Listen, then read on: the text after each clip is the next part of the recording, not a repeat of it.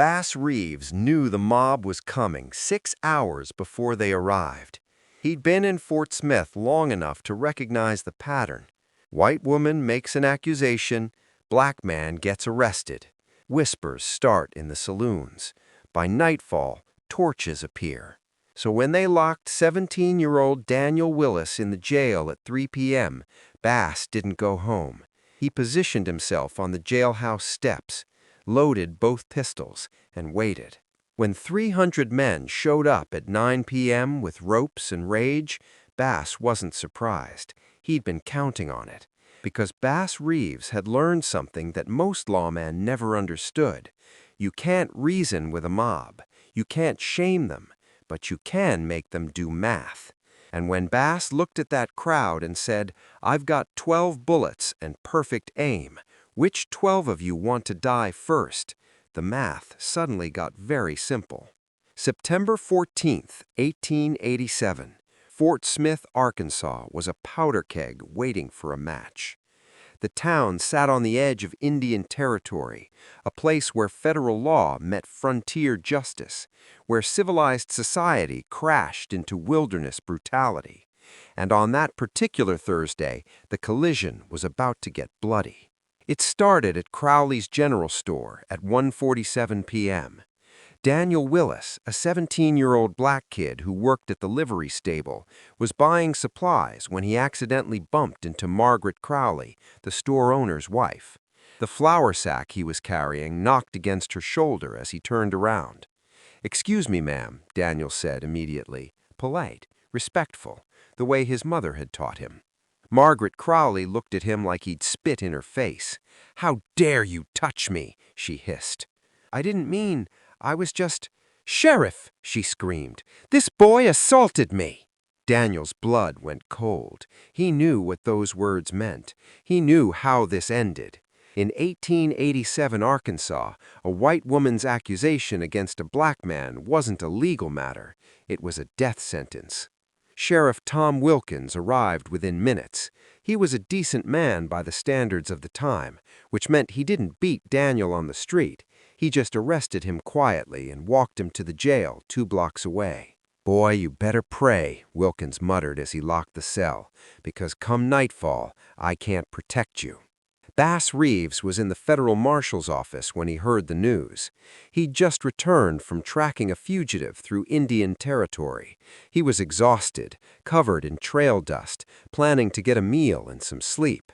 But when Deputy Marshal Heck Thomas told him what happened, Bass set down his coffee and stood up. "Where's the prisoner?" "County jail. But Bass, you don't want to get involved in this one. That's local law, not federal." "Where's the prisoner?" Bass repeated. Heck sighed. "You know what's coming, right? They're going to lynch that boy. 3, maybe 4 hours. And if you get in the way, they'll lynch you, too." Bass strapped on his gun belt, checked both Colts. "Then I better get there early." Bass had seen lynchings before. Not personally. He'd never been present when one happened, but he'd seen the aftermath. Bodies swinging from trees, families destroyed, justice murdered in the name of racial hatred. And every time there'd been lawmen who could have stopped it, sheriffs who looked the other way, marshals who suddenly had urgent business elsewhere, men with badges who decided that protecting a black prisoner wasn't worth the risk. Bass Reeves had made a different decision years ago. When he took the oath as a U.S. Marshal, he'd sworn to uphold federal law. Not when it was convenient, not when it was safe, always. And that oath didn't have a color requirement. It didn't say protect white prisoners only. It said protect prisoners, period. He arrived at the county jail at 3:15 p.m.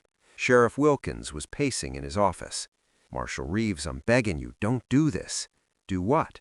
"Whatever you're planning. This isn't your jurisdiction. This is a county matter." "That boy in there is under arrest," Bass said calmly. "That makes him entitled to a trial. Federal law requires it, and I'm a federal marshal. So yes, this is my jurisdiction." Wilkins rubbed his face. "There are already men gathering at Patterson's saloon. By sunset, there'll be hundreds. You can't stop a mob that size." "Watch me." Bass walked into the cell block. Daniel Willis was sitting on the floor, knees pulled to his chest, tears streaming down his face. He looked up when Bass entered and saw the badge on his chest. "Are you here to take me?" Daniel whispered. "I'm here to keep you alive," Bass said. "They're going to kill me." "Not tonight, they're not." Daniel looked at this tall black man with 2 guns and a federal badge, and something flickered in his eyes. Not quite hope, not yet, but maybe the possibility of hope. "How?" Daniel asked. "There'll be hundreds of them." "Then I guess I'll need to be smarter than hundreds of them," Bass replied. He went back outside and took up his position on the jailhouse steps. The building had one entrance, stone construction, strong door, good defensible position. Anyone wanting to get to Daniel Willis would have to come through this entrance, through Bass Reeves. Bass sat down on the top step, took out his tobacco pouch, rolled a cigarette, lit it, and waited. The sun crawled across the sky. Bass didn't move. He sat there smoking, watching the street, his hands never far from his pistols. People walked by. Some stared, some whispered. Word was spreading. The black Marshal was protecting the prisoner. This was going to get interesting. At 5:30 p.m., Sheriff Wilkins came back outside. "Bass, I'm asking you one more time. Leave. Take your horse and ride out. I'll tell them you were already gone when they got here." "Can't do that." "Why the hell not?" Bass took a long drag on his cigarette. "Because if I leave, you know what happens to that boy. And if that boy dies without a trial, then the law doesn't mean anything. And if the law doesn't mean anything, then this badge doesn't mean anything. And if this badge doesn't mean anything, then I spent the last 30 years of my life for nothing." He looked up at Wilkins. "I'm not ready to accept that." Wilkins shook his head. "You're gonna get yourself killed." "Maybe, but not easily."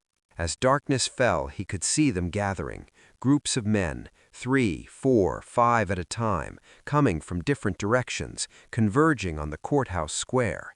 Some carried torches, some carried rifles. All of them carried the same expression, righteous anger, the most dangerous kind. By 8 p.m., there were at least 100 men in the square. By 8:30, 200. They weren't rushing. They were building courage, feeding off each other's rage, working themselves into the mindset where murder felt like justice. Bass stood up, stretched, checked his pistols one more time. 12 rounds total, 6 in each gun. He'd reloaded before coming here, made sure every bullet was clean, every cylinder turned smoothly. If this went bad, he wanted to go down fighting. At 9:23 p.m., they came. 300 men, maybe more. A sea of torches moving through the darkness like a river of fire.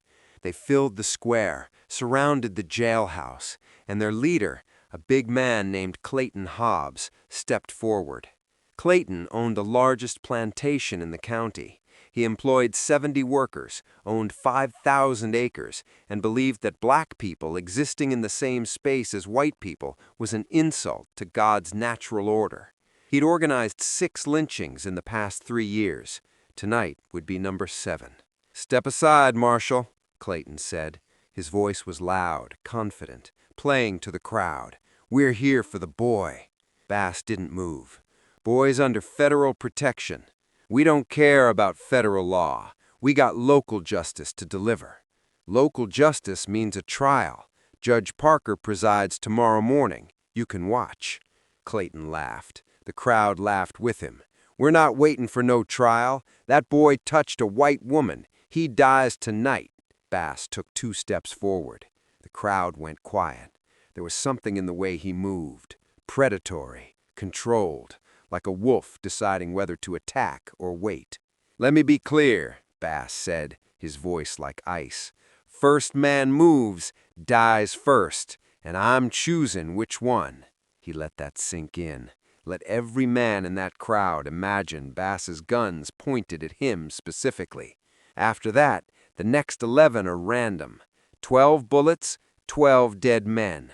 Who wants to be number 1? The silence was absolute. You could hear torches crackling, horses shifting nervously, men breathing. Bass continued. "That boy in there? He's 17 years old. He bumped into Mrs. Crowley at the store. Accident. Said, "Excuse me." That's his crime. Existing while black and accidentally touching a white woman's shoulder. "That's enough," someone shouted. "Maybe it is," Bass agreed. "Maybe in your mind that deserves death. But here's the problem. I took an oath, and that oath says every man, black, white, Indian, don't matter, gets a trial before he hangs. So if you want that boy, you're going to have to go through me." "You're one man," Clayton said. "I am, but I'm one man with 12 bullets and 30 years of practice." Bass rested his hands on his pistol grips. "I've killed 14 men in my career. Every one of them chose to fight instead of surrender. Tonight, I'm giving you the same choice." The crowd shifted, uncertain now. 12 bullets, 12 guaranteed deaths. Which 12? Nobody wanted to volunteer. "You're bluffing," Clayton said, but his voice had lost its confidence. "Am I?" Bass drew his pistols, faster than thought, faster than breath. The crowd gasped, stumbled backward. 300 men, and not one of them had seen him move. The guns were just there, hammers cocked, barrels steady. "Let me make this even simpler. I recognize about 40 of you.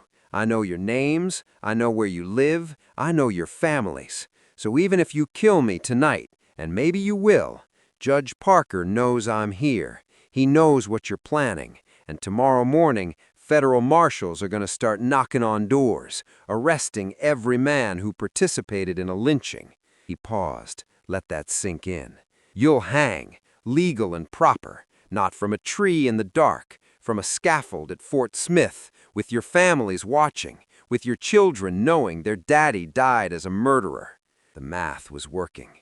Bass could see it in their faces, the calculation changing. Yes, they outnumbered him. Yes, they could probably overwhelm him eventually, but 12 of them would die first, and the rest would face federal murder charges. Suddenly, lynching a 17-year-old kid didn't seem worth it. Clayton tried one more time. "You're protecting a criminal." "No," Bass corrected. "I'm protecting a prisoner. There's a difference, and if you had any respect for the law, you'd know that." "We don't answer to you." Bass took another step forward. Now he was 5 feet from Clayton, both guns still drawn. "Tonight you do. Tonight you answer to this badge and these guns. And I'm telling you, no, I'm promising you, you're not getting past me. Not without a bloodbath. So you need to ask yourself, is killing that boy worth losing 12 men? Is it worth federal murder charges? Is it worth teaching your children that mob violence is justice?" Silence. 300 men. Nobody moving, nobody speaking. Just the crackle of torches and the sound of breathing. Then someone in the back of the crowd said, "He's right." Heads turned. It was an older man, Marcus Webb, former Confederate soldier, lost a son in the war. "He's right," Marcus repeated. "This ain't justice. This is murder. And I didn't fight for 4 years just to come home and become a murderer." "Shut up, Marcus," snapped Clayton. But Marcus didn't shut up. "My boy died defending what he thought was right. You want your boys to remember you as the man who lynched a kid for bumping into someone? Because I don't." Another voice, then another. Cracks forming in the mob's resolve. And Bass Reeves, standing there with his guns drawn, watching the calculation change on every face, watching rage turn to uncertainty, uncertainty turn to shame. Clayton Hobbs looked around and realized he'd lost. The momentum was gone. The courage had leaked away. 300 men had come here ready to kill. Now they just wanted to go home. "This isn't over," Clayton said to Bass. "Yes, it is," Bass replied quietly. "You know how I know? Because you're still talking. If you were going to do something, you'd have done it already. Now you're looking for a way to leave without admitting you backed down. So here's what you're going to do. You're gonna turn around. You're gonna tell your people to go home. And tomorrow you're gonna sit in Judge Parker's courtroom and watch that boy get a fair trial. And if he's guilty, then he faces legal consequences, but not a rope in the dark, not mob justice, real justice." Clayton stared at Bass for a long moment. Then he turned to the crowd. "We'll let the law handle it," he said, trying to save face, trying to pretend this was his decision. "But if that judge don't find him guilty, we're coming back." "You do that," Bass said, "and I'll be waiting." The crowd dispersed, slowly at first, then faster, men dropping their torches, walking away, disappearing into the night. Within 15 minutes, the square was empty. Just Bass Reeves, standing on the jailhouse steps, guns still drawn, watching the last torch disappear around a corner. Sheriff Wilkins came outside. He looked stunned. "I've never seen anything like that."